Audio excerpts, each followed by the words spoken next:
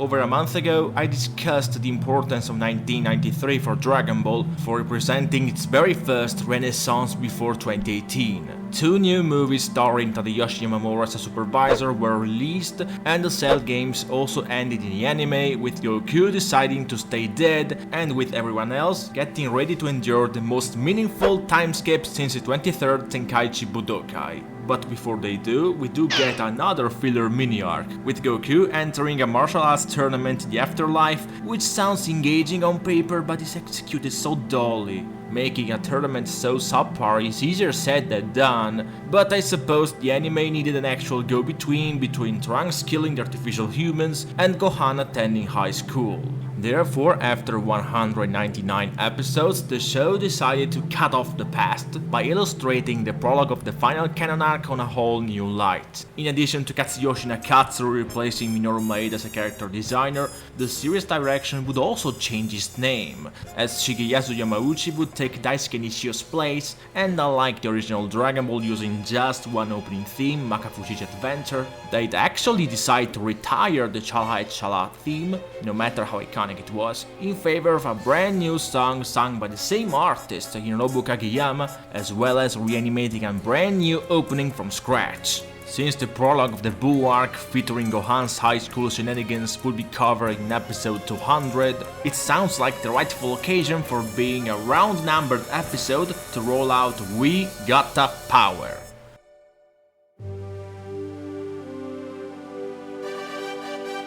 It is one of the most recognizable Dragon Ball themes, maybe thanks to Kageyama's energetic vocals or the rather invasive synthesizers, yet I'm not so sure whether it is as iconic as Chala Head Chala, perhaps it's slightly inferior. Nonetheless, this is such an important proof of Dragon Ball officially stepping away from the recent past. As a matter of fact, the show needed to showcase signs of the significant 7-year-long gap by doing what I had never done, changing opening and ending songs. While the original Dragon Ball stuck to Makafuji's Adventure and Romantic Agureyo throughout 153 episodes, Dragon Ball Z had actually overcome that cap and possibly wanted the audience to witness how far the series progressed. Although in hindsight, this opening would come off as offhand and deceiving in the long run, because on the surface it features Gohan doing stuff like biking, riding Kintone, having fun as a great Saiyaman, so what does this mean?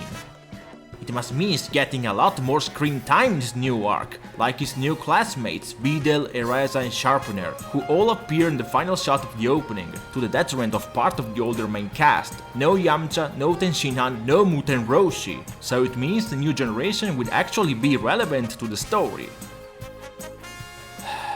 Toei was being too short-sighted as usual. On top of that, those two robbers only appear in the manga, because the anime handles Great Saiyaman's unmasking quite differently. Let's say by involving a baby dinosaur and a few one-hit characters designed by Yukio Ibizawa, as well as by illustrating a couple of awkward situations. Even though I prefer how the anime illustrates this moment way more, it's quite curious the two thieves would make their animated appearance only on episode 73 of Dragon Ball Super.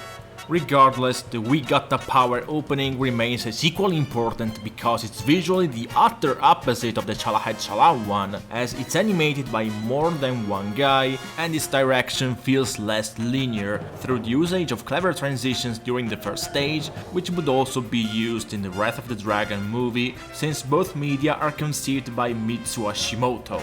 Though I wonder why the new series director Yamauchi didn't follow the same patterns Nishio directed in the previous opening, it must have something to do with the second Broly movie production.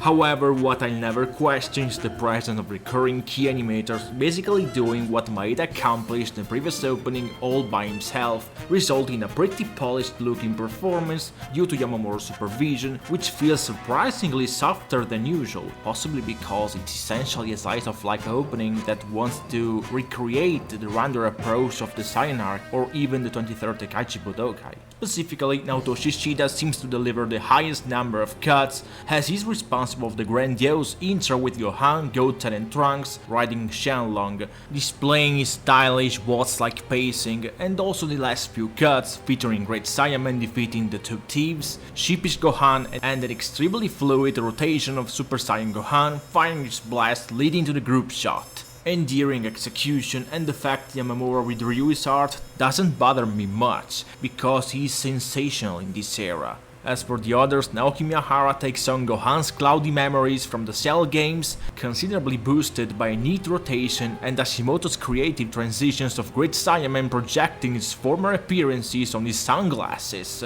whose lens bring more slice of life with Gohan biking and riding his skin tone, switching to Takeoide's trademark background animation, who's likely responsible for the following cuts as well. His uncorrected artwork can be spotted on grimaces, and judging from a few Gengas, Yamamura's corrections definitely improved his performance, especially on 18. Lastly, Akira Nagami handles Goten and Trunks sparring up to Mr. Satan's TV set exploding upon the Dragon Team expels their ki. His Gengas are perfectly reachable, his cuts look competent, and the impact frames do resemble those from his standout segments of the first Broly movie.